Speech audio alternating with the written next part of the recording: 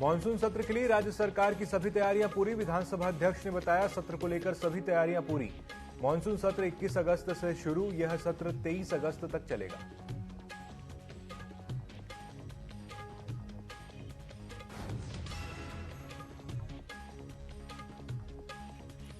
और monsoon season में PWD को अब तक हुआ 150 करोड़ का नुकसान। 80 प्रमुख अवरुद्ध, सड़क व राजमार्ग भी शामिल। पिछले साल लगभग 451 करोड़ रुपए का पीडब्ल्यूडी को हुआ था नुकसान।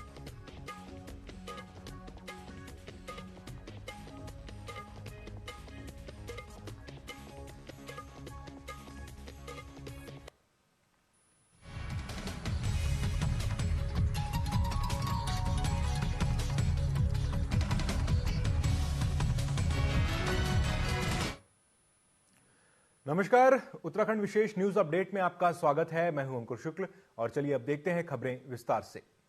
हिंडनबर्ग की नई रिपोर्ट आने के बाद से विपक्षी पार्टियां सेबी चीफ माधवीपुरी बुच के इस्तीफे की मांग कर रही हैं और अडानी ग्रुप से जुड़े मामले में जेपीसी की मांग भी की जा रही है, जिसे लेकर कांग्रेस आगामी 22 तारीख को देशव्यापी ईडी घेराव करेगी।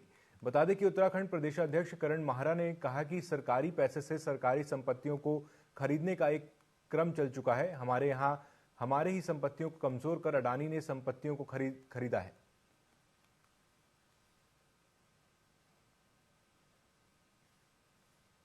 तरीका है काम करने का। सरकारी पैसे से सरकारी संपत्तियां खरीदने का जो एक क्रम चल पड़ा है इस देश में, हमारे ही बैंक लोन दे रहे हैं, हमारी संपत्तियों को कमजोर करके उनको खरीदा जा रहा है अडानी के द्वारा। तो ये जो चल रहा है ये ज्यादा समय तक चलने वाला नहीं है। हमारी सरकार आएगी, हम इस सब चीज को उल्टा कर देंगे, पलटने का काम करेंगे। और जिस तरीके से सीबीआई और ईडी का बेजा इस्तेमाल भारतीय जनता पार्टी की सरकार विपक्ष के लिए कर रही है एक टूल के रूप में, उसका हम विरोध करेंगे। 22 तारीख को राष्ट्रव्यापी आंदोलन है। हर राज्य में जहां जहां ईडी के दफ्तर हैं उन ईडी के दफ्तरों का घेराव किया जाएगा और आगे की रणनीति जल्द ही हम आप लोगों से खुलासा करेंगे। खटोला में स्वतंत्रता दिवस के मौके पर पीरामल फाउंडेशन ने जन जागरूक अभियान के तहत शिविर लगाकर मातृशक्ति को स्वास्थ्य के प्रति जागरूक किया। इस दौरान जेई आशीष भटनागर ने स्वतंत्रता दिवस की बधाई देते हुए कहा कि नीति आयोग 15 अगस्त और 2 अक्टूबर को जन जागरूकता अभियान चलाया जाता है, जहां बेहतर शिक्षा और स्वास्थ्य को लेकर ग्रामीणों को जागरूक किया जाता है।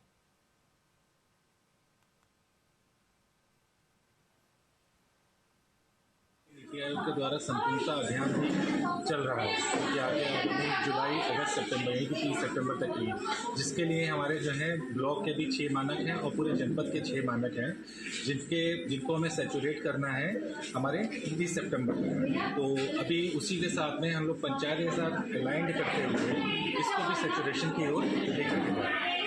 जो माननीय प्रधानमंत्री जी के द्वारा सपना देखा आकांक्षी ब्लॉक के अंतर्गत जो गांव जो ग्राम पंचायत पिछड़ी हैं, उन ग्राम पंचायतों में शिविर के माध्यमों से, कैंपों के माध्यम से एक निम्न से लेके सूक्ष्म से लेके जो समस्याएं हैं, उन समस्याओं को आधिकारिक तौर पर गांव-गांव में जाकर सुनकर उसका समाधान करना उनका प्रथम उद्देश्य है।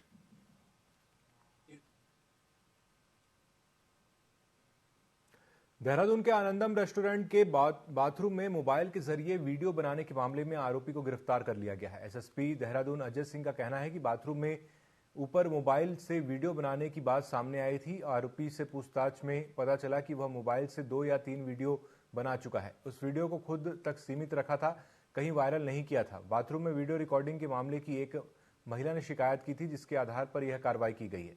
फिलहाल पुलिस की एफएसएल टीम जांच कर रही है।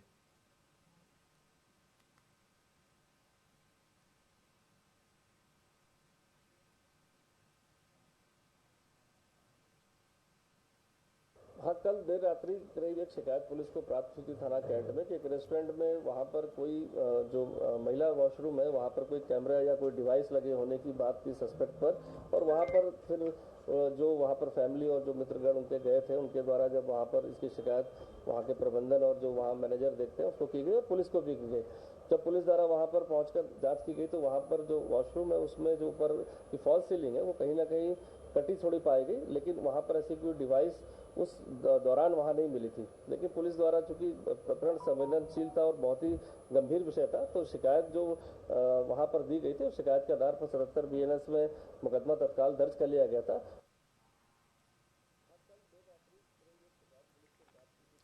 कोलकाता रेप और मर्डर से देश भर में आक्रोश है। लोग जल्द से जल्द पीड़िता को इंसाफ दिलाने की मांग कर रहे हैं।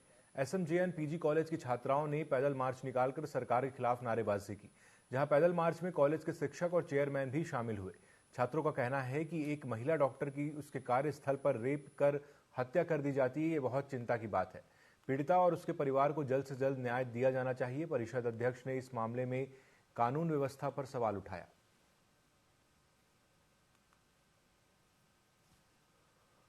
कलकत्ता में हमारी ममता सरकार है और ममता सरकार में एक महिला डॉक्टर के साथ दुराचार हो रहा है, अत्याचार हो रहा है, बलात्कार हो रहा है। मैं समझता हूं ऐसी सरकार को तुरंत बर्खास्त करना चाहिए। ममता सरकार को जो है सरकार में रहना अब उचित नहीं है। मैं सरकार से मांग करता हूं, मैं केंद्र से मांग करता हूं, उनको तुरंत जो है बर्खास्त किया जाए। हमारी जब डॉक्टर वहां सेफ नहीं है तो वहां जनता कैसे सेफ हो सकती है। मैं यही कहना चाहूंगा कि उसके ऊपर तुरंत कार्रवाई हो और दूध का दूध और पानी का पानी साफ होना चाहिए।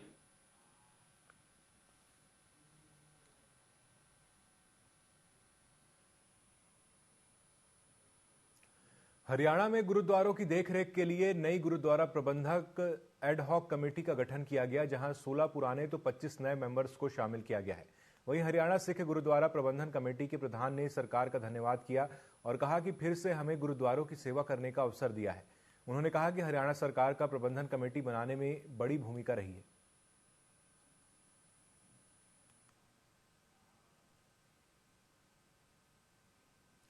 देहरादून के गैरसैंण में शुरू होने जा रहे मानसून सत्र के लिए राज्य सरकार ने सभी तैयारियां पूरी कर ली हैं, जहां विधानसभा अध्यक्ष ने कहा कि विधानसभा सचिवालय को अब तक 499 प्रश्न प्राप्त हो चुके हैं और उन्होंने कहा कि सत्र को लेकर सभी तैयारियां पूरी कर ली गई हैं।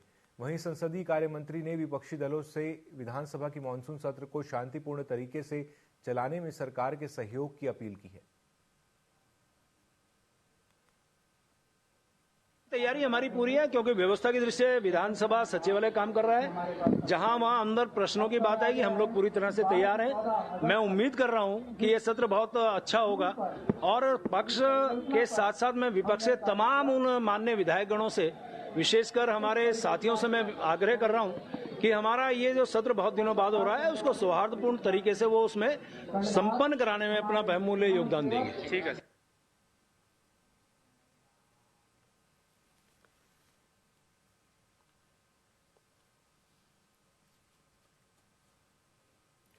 उत्तराखंड में राज्य के सभी जिलों में मिलावटखोरों के खिलाफ अभियान चलाया जा रहा है। देहरादून में खाद्य सुरक्षा और औषधि प्रशासन विभाग के अधिकारी अलग अलग चेक पोस्टों पर दूसरे राज्यों से आने वाली गाड़ियों की चेकिंग कर रहे हैं। आपको बता दें कि प्रदेश में 4 धाम यात्रा और पर्यटन गतिविधियों के साथ त्योहारों को देखते हुए खाद्य सुरक्षा और औषधि प्रशासन विभाग की ओर से कार्रवाई की जा रही है।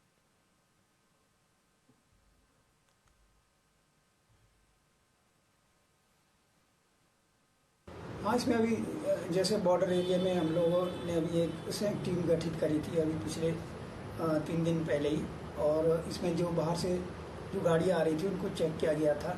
और इसमें हमारे साथ ऑडिट की भी टीम थी, साथ में ऑडिट अलग जो सेंटर की ऑडिट है उनमें, तो उसमें हम लोगों ने सैंपल भी लिए और इससे पहले भी हम लोगों ने कार्रवाई करी है और काफ़ी मात्रा में जैसे नष्ट भी करवाया है पनीर को, और केस भी दर्ज है लगभग। अभी ये हमारे जो है अभी 1-2 साल के अंदर जो हम लोगों ने क्रिमिनल केस दर्ज करे हैं, इसमें लगभग 23-24 मुकदमे दर्ज हुए हैं।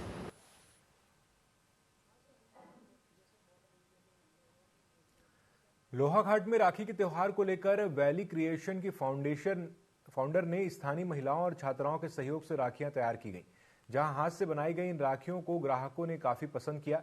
वहीं गांधी चौक में राखियों का काउंटर खोला गया है, जिसका शुभारंभ निवर्तमान पालिका अध्यक्ष ने किया, जहां उन्होंने कहा कि सभी लोगों ने अपने घरों में क्रोशिया की मदद से 2000 राखियां तैयार की हैं और 1500 राखियां ऑनलाइन के माध्यम से बेची गई हैं।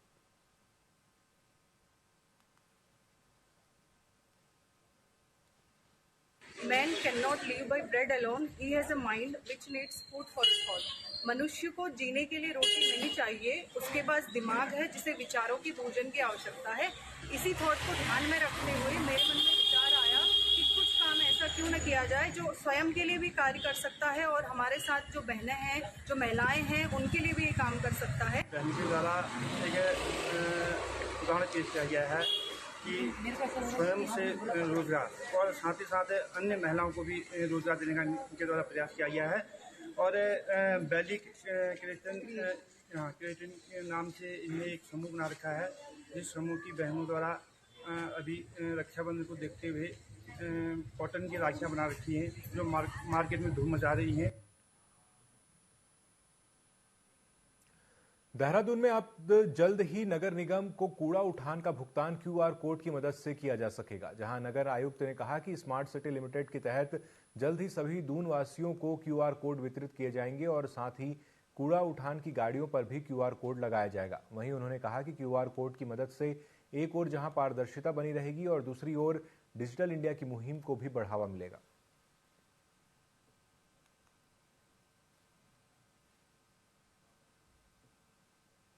देखिए, ये प्रोजेक्ट स्मार्ट सिटी के सहयोग से नगर निगम कर रहा है। इसमें सभी घरों को एक क्यूआर कोड दिया जाएगा, साथ ही गाड़ियों को भी क्यूआर कोड दिए जाएंगे। जिस घर से भी गाड़ी कूड़ा उठान करेंगे उसका क्यूआर कोड स्कैन होगा, जहां से कूड़ा नहीं उठेगा उसकी हमको तत्काल सूचना मिल जाएगी। इससे बेटर मॉनिटरिंग सुनिश्चित हो पाएगी। तो सर, इसमें पारदर्शिता और इसमें जो रेवेन्यू कलेक्शन है, क्या उसमें भी बढ़ोतरी होगी? बिल्कुल होगी, और उस क्यूआर कोड को हम कुछ समय पायलट प्रोजेक्ट करने के बाद जनता के लिए भी खोल देंगे, ताकि सभी लोग देख पाएं कि गाड़ी कूड़ा उठा रही है अथवा नहीं उठा रही है। बांग्लादेश में हिंदुओं पर हो रहे अत्याचार के विरोध में हरिद्वार के साधु संतों ने आक्रोश मार्च निकाला, जो उछाली आश्रम से शुरू होकर हर की पौड़ी तक निकाला गया। इस दौरान मार्च में बड़ी संख्या में साधु संत मौजूद रहे। वहीं हर की पौड़ी पर बांग्लादेश में मरने वाले हिंदुओं को श्रद्धांजलि दी गई। साथ ही उन्होंने मांग की है कि बांग्लादेश में जो अत्याचार हिंदुओं पर हो रहे हैं उस पर तत्काल रोक लगाई जाए। भारत सरकार बांग्लादेश को लेकर कठोर कदम उठाए।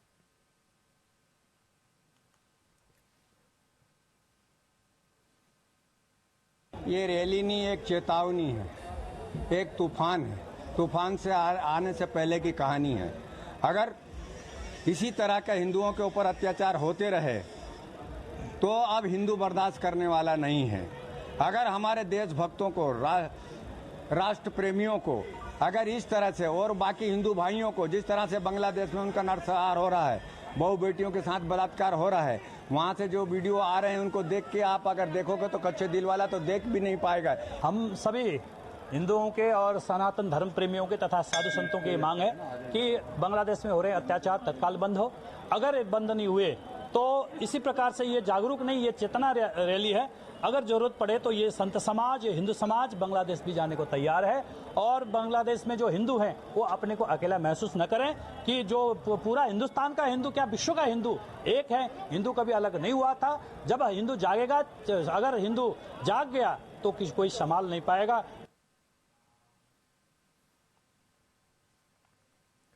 उधमसिंह नगर के एक निजी अस्पताल में कार्यरत महिला नर्स की दुष्कर्म के बाद हत्या के विरोध में महिला कांग्रेस की प्रदेश उपाध्यक्ष मीना शर्मा के नेतृत्व में प्रतिनिधिमंडल ने जिला पुलिस मुख्यालय के सामने खड़े होकर सांकेतिक प्रदर्शन किया।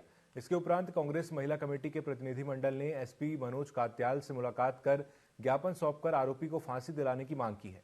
एसपी मनोज कात्याल ने महिलाओं को हर संभव सहयोग का आश्वासन दिया। इस दौरान एसपी ने महिलाओं को गौरा शक्ति ऐप के बारे में जानकारी देते हुए ऐप डाउनलोड करने की अपील की।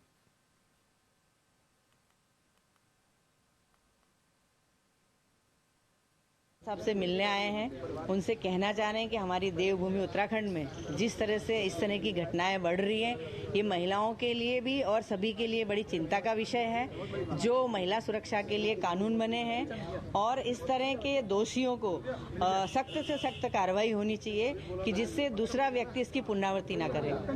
आरोपी को फांसी की सजा मिलनी चाहिए। अगर उसको फांसी की सजा मिलेगी तभी दूसरा इस तरह से आरोप करने से डरेगा।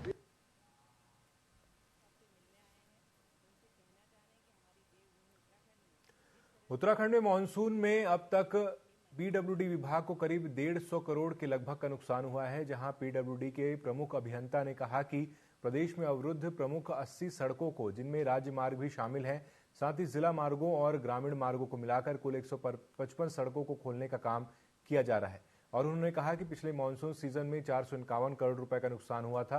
इस बार स्थिति पिछले साल से कुछ बेहतर है।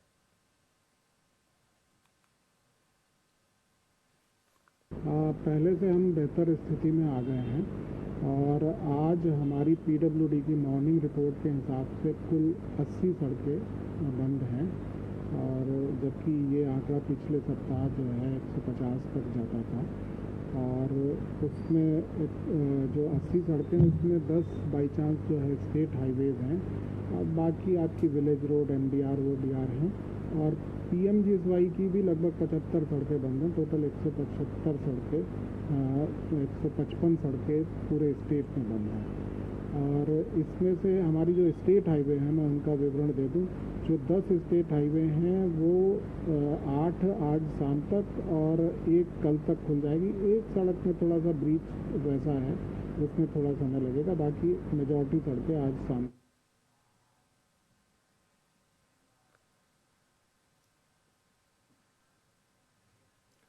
रुद्रपुर में पिछले 45 दिनों से लापता नाबालिग को पुलिस ने लाल कुआं से बरामद किया, जिसके बाद लापता नाबालिग के पिता ने पुलिस का साल उड़ाकर सम्मान करते हुए आभार व्यक्त किया है और बताया कि उनका बेटा अचानक लापता हो गया था, जिसकी खोजबीन उत्तराखंड, उत्तर प्रदेश, दिल्ली सहित कई राज्यों में की गई और लाल कुआं से सकुशल उसे बरामद किया गया, जिसके लिए सभी क्षेत्रवासियों ने पूरा सहयोग किया।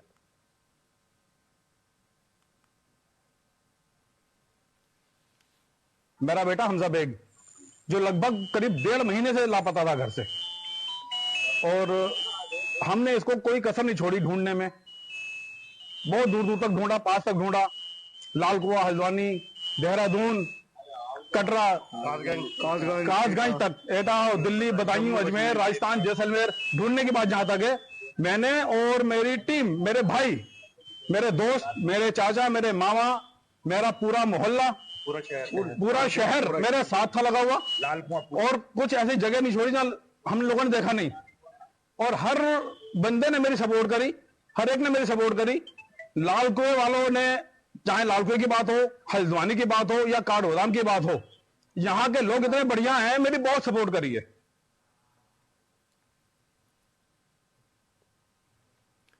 चमोली जिले के गोपेश्वर जिला चिकित्सालय में प्रसव के दौरान महिला की मौत हो गई, जहां वाल्मीकि समाज के लोगों ने जिला चिकित्सालय में जमकर हंगामा किया। वहीं लोगों ने कर्मचारियों पर लापरवाही का आरोप लगाते हुए कहा कि समय पर सही उपचार न होने के चलते महिला ने दम तोड़ा है। इस दौरान नवजात शिशु का स्वास्थ्य खराब होने के चलते उसे श्रीनगर मेडिकल कॉलेज रेफर किया गया। बता दें कि प्रशासन से मृतक के पति को नौकरी देने की मांग की गई है।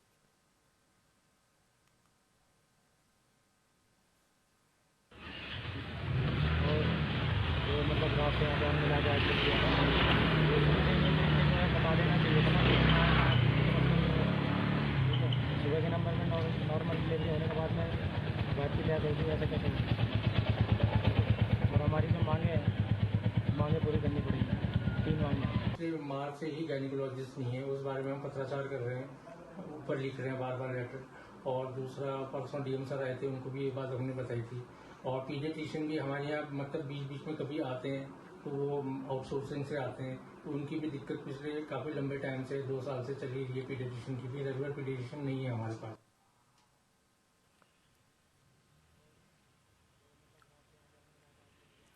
भड़काऊ बयानबाजी कर मुस्लिम एवं बहुजन समाज को अपमानित करने का आरोप लगाते हुए भीम आर्मी और बहुजन समाज पार्टी के कार्यकर्ताओं ने पुलिस अधीक्षक को शिकायती पत्र सौंपकर कानूनी कार्रवाई किए जाने की मांग की है। जहां शिकायती पत्र में कार्यकर्ताओं ने कहा कि मुस्लिम समाज और बहुजन समाज को अपमानित किया गया है और बहुजन महापुरुषों को लेकर गलत टिप्पणी की गई है, जिससे समाज में आक्रोश बढ़ता जा रहा है। भीम आर्मी के लोगों ने मांग की कि उक्त व्यक्ति के खिलाफ सख्त से सख्त कानूनी कार्रवाई करते हुए SC/ST एक्ट में मुकदमा दर्ज किया जाए। आग ला दीजिए, बम से उड़ा दीजिए, हमारा कहीं से कहीं कोई मतलब नहीं। पर हिंदुस्तान के अंदर जो मुसलमान रहे उनके ऊपर लगातार जिस तरीके से गलत शब्दों का इस्तेमाल किया जाता है वो सरासर गलत है। भीम आर्मी और अम्बेडकर सेना का मैं प्रदेश अध्यक्ष होने के नाते मैं बता देना चाहता हूं कि जो गलत शब्दों का इस्तेमाल करेगा वो सरासर गलत है। मैं एडिशनल SP साहब को हमने ज्ञापन की तहरीर दी है कि जिसमें उस व्यक्ति के खिलाफ तहरीर दी है और उसको मुकदमा दर्ज होना चाहिए, वो जेल जाना चाहिए। जो भी गलत शहर का माहौल खराब करेगा, ये पांडवों की नगरी है, हिंदू मुस्लिम सिख ईसाई आपस में भाई भाई, उसके प्रतीक है काशीपुर शहर। और आज तक कभी इस शहर के अंदर न कोई बात हुई है न होगी। तो इस बुलेटिन में फिलहाल इतना ही। खबरों में अपडेट रहने के लिए आप जुड़े रहिए TV24 के साथ। नमस्कार।